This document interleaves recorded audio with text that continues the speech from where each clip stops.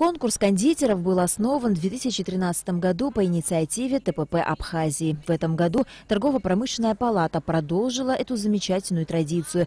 На сей раз конкурс кондитерского мастерства «Праздник сладости» приурочен ко Дню Победы в Великой Отечественной войне. Праздника нескольких поколений, объединяющий отцов и детей, внуков и правнуков. Конкурс проводится с целью популяризации профессии, выявления новых талантливых кондитеров и просто тех, кто занимается и кому нравится это кулинарное искусство. В кулинарном конкурсе приняли участие 27 кондитеров из всех городов Абхазии, в числе которых как известные предприятия, так и индивидуальные предприниматели. Все, кто принимал участие в празднике сладости, остались очень довольны. Еще бы, куда ни глянь, столы ломились от сладких угощений, тортов, пирожных и всевозможных сладостей. Грех не попробовать.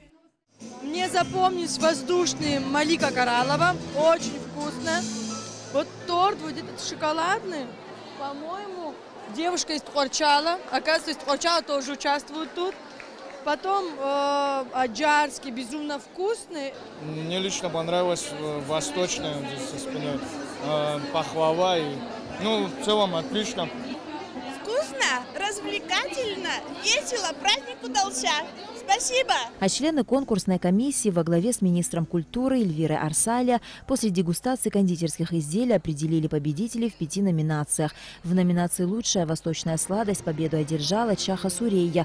В номинации «Лучшее сдобное изделие» пекарня Акалат Николь Лазба. За номинацию «Лучшее пирожное» диплома удостоилась Виктория Гогуа.